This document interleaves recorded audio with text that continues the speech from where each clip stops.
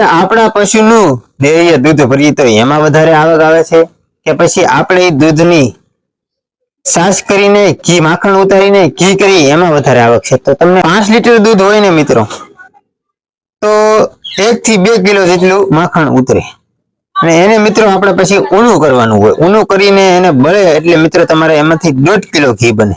હવે મિત્રો આપણે 5 લીટર દૂધની વાત કરીએ તો આપણે 7 ફેટ 8 ફેટ આવતા હોય તો 95 લીટર દૂધ જાય તો 5 લીટર એટલે કે 250 રૂપિયા થાય.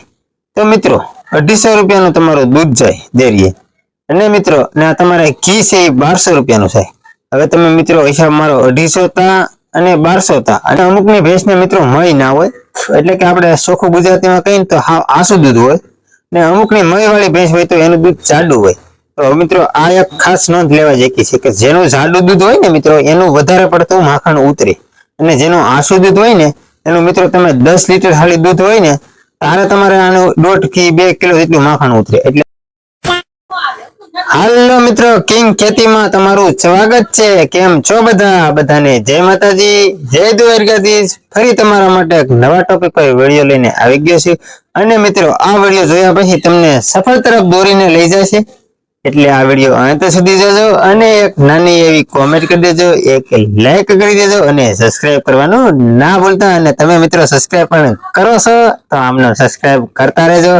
અને આજના વિડીયોમાં મિત્રો મેઇન ટોપિક ઉપર વાત એ કરવાની છે આપણે કે આપણા પશુનું ડેરીએ દૂધ ભરીએ તો એમાં વધારે આવક આવે છે કે પછી આપણે દૂધની છાશ કરીને ઘી માખણ ઉતારીને ઘી કરી એમાં વધારે આવક છે? તો તમને આ બે ટોપિક પર આજનો વિડીયો છે તો અંત સુધી જોજો. હું તમને બધી માહિતી આપી દઈશ. છાશમાં ઘીમાં વધારે પૈસા મળે કે દૂધમાં? તો મિત્રો આપણે પહેલી વાત એ કરીએ કે 5 લીટર દૂધ હોય ને મિત્રો તો 1 થી 2 કિલો જેટલું માખણ ઉતરે અને એને મિત્રો આપણે પછી ઊનું કરવાનું હોય. ઊનું કરીને એને બળે એટલે મિત્રો તમારે એમાંથી 1.5 કિલો ઘી બને.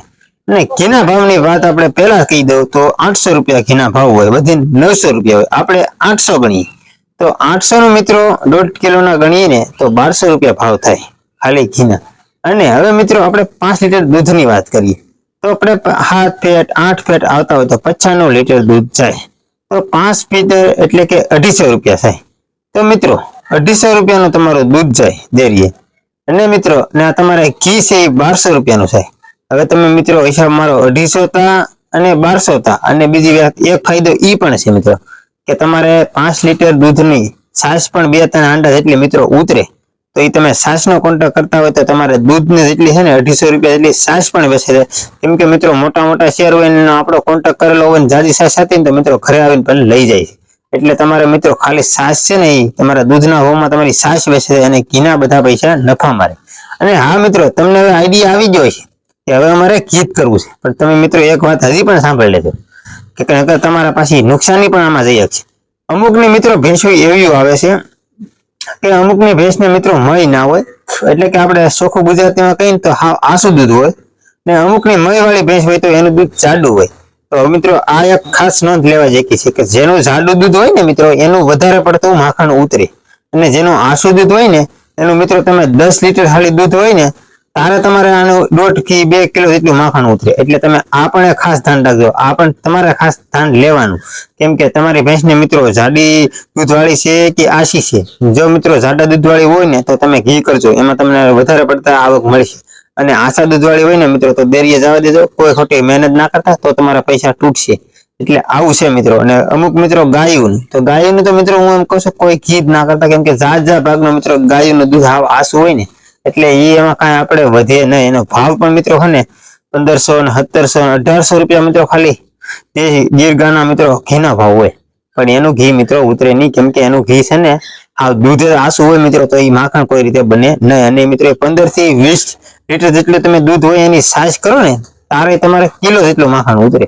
તો એ તમારે એમાં કોઈ ફાયદો નથી. પણ આ મિત્રો ભેંસમાં મેં નોટિસ કરેલી છે, કેમ કે મિત્રો મને આ ખબર નહોતી પણ મેં 2 મહિનાથી મિત્રો અનુભવ કર્યો મારી ભેંસુનો.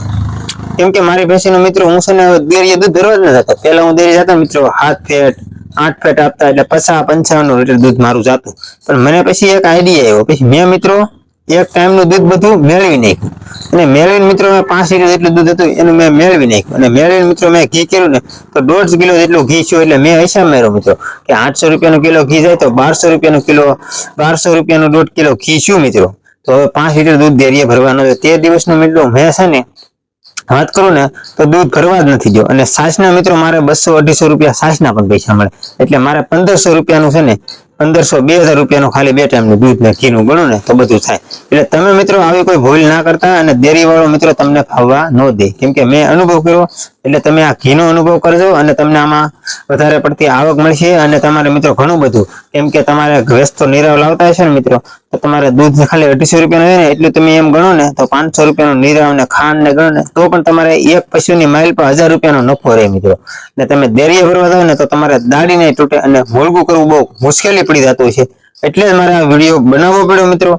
તો તમારા મિત્રો છે ને એક પશુના એટલી આવક આવે તો મિત્રો 2 પશુની હોય ને તો 2 થી 2.5 એટલી આવક આવે. એટલે મિત્રો પશુપાલનમાં છે ને અગસ્થી થોડું કામ લેવું જોઈએ. કેમ કે હાવ આમને લેવી ને મિત્રો તો આમાં કઈ લાંબુ ન વધે અને સારો સમય હાલે નહીં. પણ મિત્રો 5 મહિના વરદી થાય ને પછી હકેલ લેવું પડે છે. કેમ કે આમાં મિત્રો આપણે નુકસાની જાતી હોય તો કોઈ પછી આમાં કરે ના, એને વેચવાના અંત સુધી આવી જાય. એટલે આમાં મિત્રો થોડુંક મગજથી લઈએ તો સારા એવા પૈસા પણ મળે છે. અને જો આપણે મગજમાં કાંઈ લઈ નહીં મન પડે એમ કરીએ મિત્રો તો તબેલામાં વેચાઈ પણ જાય.